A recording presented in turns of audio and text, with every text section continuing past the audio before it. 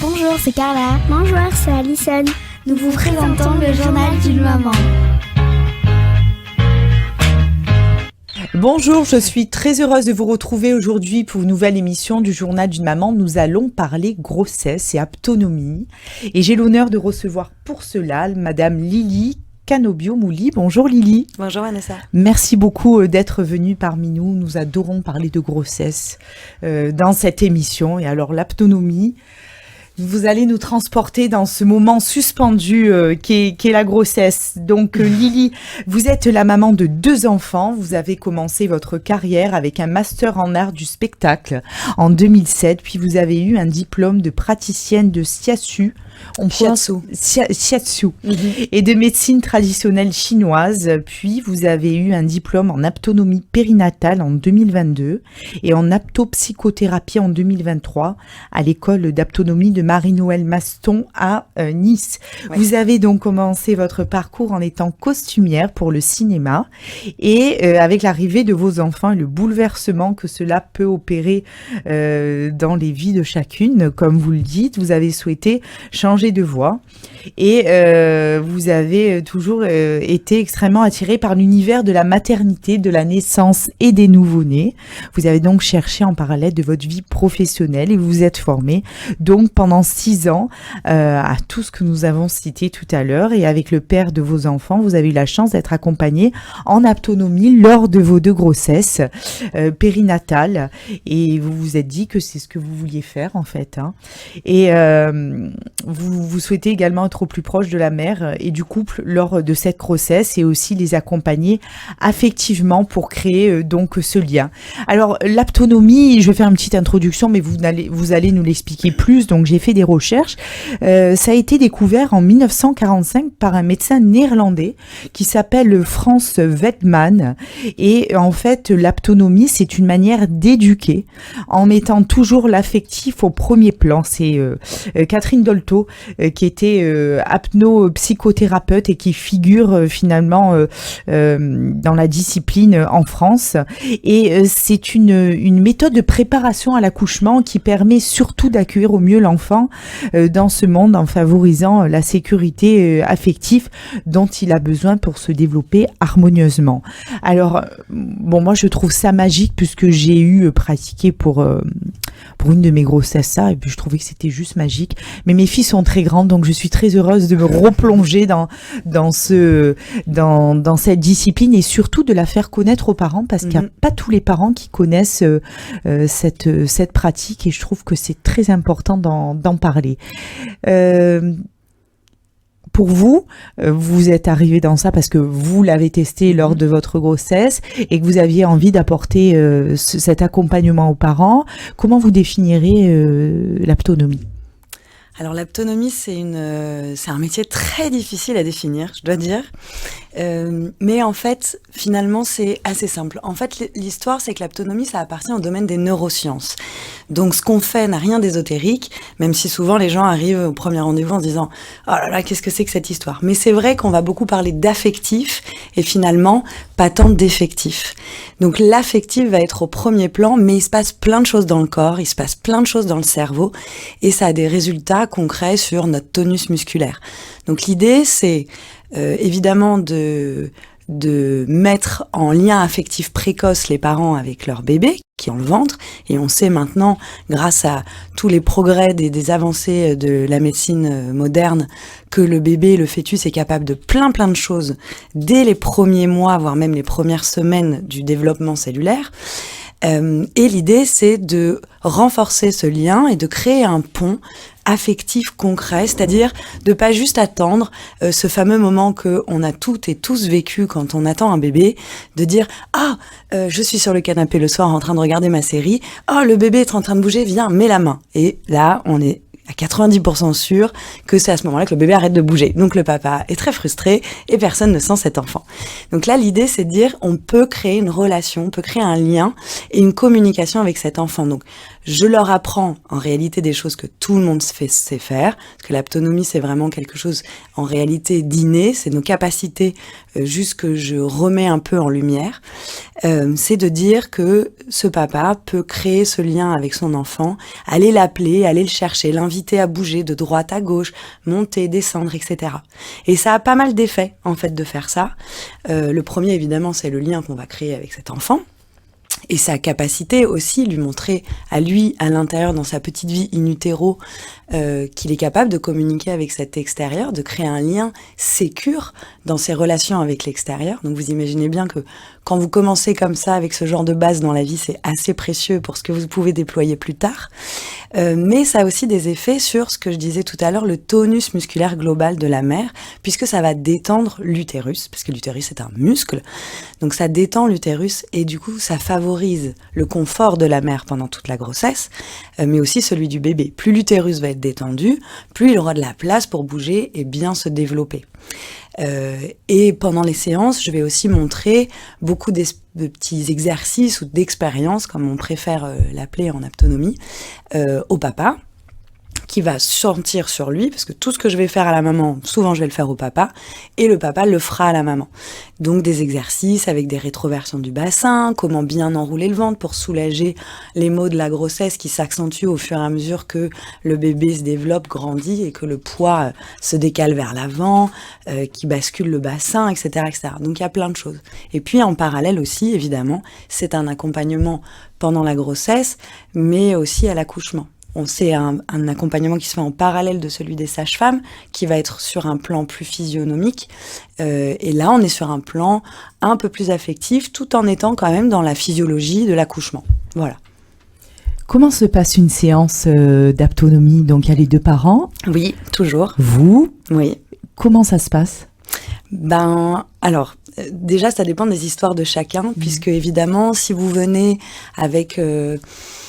une histoire de, ça fait 9 ans qu'on est en parcours de FIV, j'ai été enceinte plusieurs fois, j'ai fait plusieurs arrêts spontanés de grossesse, j'ai perdu un bébé. Bon, si on arrive avec ces histoires-là, évidemment que le lien à investir dans la relation avec ce bébé qui est en train d'arriver, il est évidemment pas le même que si vous êtes en couple depuis 3-4 ans, vous venez de vous marier, vous avez décidé de faire un bébé et pas vous êtes enceinte 3 mois plus tard. Évidemment que les choses ne vont pas être vécues de la même manière. Néanmoins, tout le monde a bénéficié de cet accompagnement. Pour autant, il n'est pas réservé à des gens qui sont en situation de crise, au contraire, mais il peut vraiment les accompagner et décharger le bébé de quelque chose qui ne lui appartient pas. Si jamais il y a eu un passif de grossesse notamment un peu plus douloureux, c'est important de pouvoir relier la mère et son bébé dans cette relation présente et sans les bagages que les autres expériences auraient pu apporter et alourdir. Voilà. Donc, il n'y a pas vraiment 2 séances qui se passent de la même manière. Il y a à peu près 7 séances prénatales, donc pendant la grossesse, qui commencent à partir du 4e mois et on arrête à tout début du 9e mois max. Et donc évidemment j'ai un espèce de protocole qui évolue en fonction du terme de la grossesse. Voilà. Alors en fait on met les mains sur le ventre et on va le chercher, ce bébé. Exactement. Et on va lui parler avec le toucher. Mais avant de mettre les mains sur le ventre, déjà on se lie les uns aux autres. Et ça, c'est très important parce que l'aptonomie, c'est la science de l'affectivité, en réalité. Donc, avant de mettre les mains sur le ventre et de encore objectiver ce ventre qui est déjà tellement objectivé pendant la grossesse, tellement médicalisé, surveillé, monitoré, l'idée, c'est déjà de vivre ce couple, que ce soit avec le papa, la co-maman, un coparent ou un ami ou une amie si vous êtes en parcours de PMA. C'est de vivre cette histoire, de vivre ce corps avec ce corps et comment ce couple qui est en train de devenir parent, malgré tout, c'est en train de fleurir et de grandir doucement, comment est-ce qu'il se vit? Comment est-ce que ce lien affectif se vit déjà entre les deux? Quelle est cette harmonie? Et cette harmonie que va sentir évidemment le bébé. Et après, on se met en lien avec le bébé. Après, les portes s'ouvrent vers la communication avec ce bébé. Donc oui, on pose les mains, on l'invite à se déplacer, on va chercher son intentionnalité. On lui dit en fait, je sais que tu sais le faire, que tu es capable de mouvements volontaires. Et là, dans le cerveau du bébé, c'est plein de connectiques qui se font, c'est absolument extraordinaire. Donc il y a beaucoup de larmes, de joie. Ouais. Et qu'est-ce qui vous... Alors je pense que vous devez être touché à chaque séance que vous faites, de voir ces liens. Est-ce que vous pouvez nous donner un exemple d'une séance qui vous a particulièrement touché où vous avez été même étonné de la réaction de bébé in utero? Il y en a eu pas mal. Mais j'ai quand même en tête un couple qui est venu, qui justement avait eu un très long parcours PMA. Il y avait eu 12 ans de PMA et 9 FIV, donc c'est absolument énorme. 9 FIV, ça veut donc dire des déplacements à l'étranger, bon bref. Il y a eu 3 grossesses qui ne sont pas arrivées à terme. Ça a été extrêmement douloureux.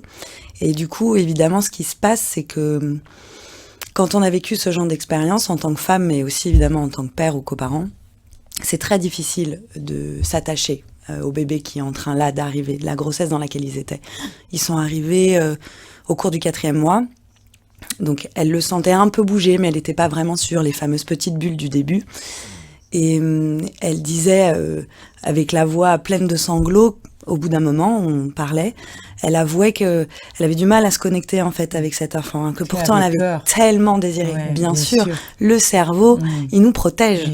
Il nous protège. Comment investir cette relation avec ce bébé alors qu'on a tellement souffert avant et qu'on n'est pas sûr encore de si ça va marcher ou pas. Alors la première écho était passée, les feux verts des médecins, tout allait bien, mais il y a ces traumatismes qui n'ont pas été vus, qui n'ont pas été tant entendus que ça, qui ressurgissent dans cette histoire-là.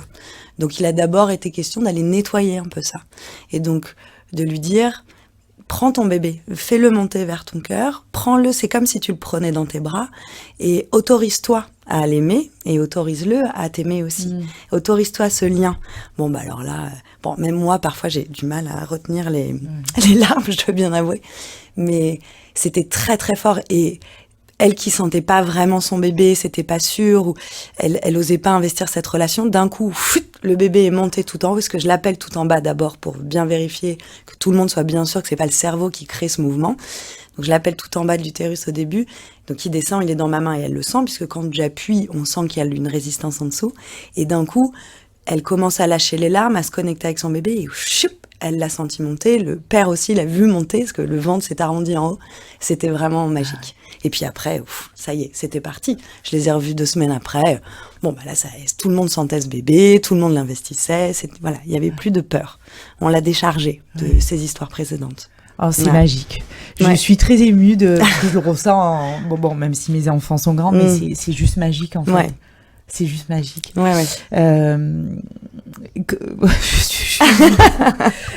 Combien de séances alors, vous nous l'avez dit, il faut plusieurs séances. On s'arrête au début du 9e mois, parce qu'après, il bouge plus trop, ou il y a plus trop de place. C'est surtout qu'on valide la dernière séance en étant sûr d'avoir le temps de la faire si jamais il devait y avoir un accouchement un peu plus tôt. C'est plutôt pour ça. Qu'est-ce que rapportent ces mamans qui ont fait des séances d'autonomie lors de l'accouchement? Concernant l'accouchement, en quoi ça les a aidés finalement? Ça les a aidés, et ça a aussi beaucoup aidé le père et le coparent, parce qu'en fait il trouve sa place. Et c'est un peu aussi l'intérêt de l'autonomie, c'est que c'est la seule discipline de l'accompagnement à la grossesse et à l'accouchement le papa est donne une présent. place prépondérante au père. L'idée, c'est que justement, on a besoin de ce tiers extérieur. Le bébé a besoin de pouvoir communiquer avec quelqu'un d'autre que sa matrice maternelle. Et donc le père, non seulement il favorise le confort de la mère pendant la grossesse, mais évidemment que le jour de l'accouchement, on lui a donné plein d'outils, parce que l'idée c'est que séance après séance, on met des outils dans la boîte à outils, qu'il travaille à la maison, parce qu'il n'est pas question de le faire que quand ils viennent au cabinet. Et du coup, le jour J, déjà, ils arrivent à se créer leur cocon, leur sécurité affective, parce que c'est très important pour une femme qui est en train d'accoucher de pouvoir se sentir en sécurité. Sinon, l'ocytocine et donc les endorphines sont un peu bloquées. On le sait, on arrive à la maternité, souvent d'un coup le travail stagne un peu parce que on a les endorphines qui montent et l'adrénaline surtout qui vient bloquer un peu l'ocytocine qui participe au développement de l'accouchement. Et donc l'idée c'est que les papas peuvent prendre en charge aussi cette espèce de vigie extérieure, de gérer aussi le lien avec la maternité, de s'assurer que sa femme est bien installée, qu'elle a tout le confort nécessaire, que le tapis de yoga que je leur conseille de prendre est posé au sol, qu'il est en tenue confortable et qu'il peut s'occuper de sa femme et faire plein de mouvements qui vont soit aider à détendre, donc détendre tout le bassin, les tendons, les ligaments, les muscles, détendre l'utérus entre les contractions et pendant les contractions, toujours d'accompagner ce bébé. Donc la mère de l'intérieur et le père de l'extérieur. Voilà.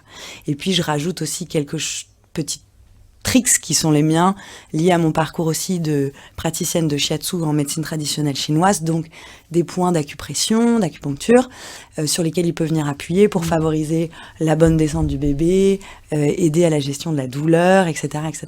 Voilà. C'est juste magique. Alors, on vous retrouve sur Instagram, donc vous avez un profil Instagram, un petit profil, mais surtout un site internet où vous appelez donc Lily Canobio _aptonomie.fr et là vous retrouvez plein de choses, des belles photos, l'aptonomie, donc les consultations, etc. Et sur votre profil Instagram, on vous retrouve sous le nom lily.aptonomie. Alors, une dernière question, est-ce qu'on vous retrouve en cabinet? Est-ce que vous vous déplacez chez les parents? Comment ça se passe? On me retrouve en cabinet. Selon les cas de figure, par exemple, s'il y a des MAP, c'est-à-dire des femmes qui sont alitées pour cause d'utérus trop contractile pendant la grossesse, je peux éventuellement me déplacer, ça dépend si on a commencé le processus déjà ensemble. Je peux aussi me déplacer à la maternité après la naissance, puisque l'aptonomie continue aussi en postnatal.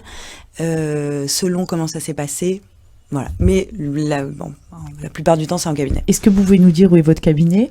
Il est au 149 rue Sainte, dans le 7e arrondissement de Marseille, et il est dans la fabrique d'arrêts de culture. Ah oui, voilà. On les connaît. Voilà.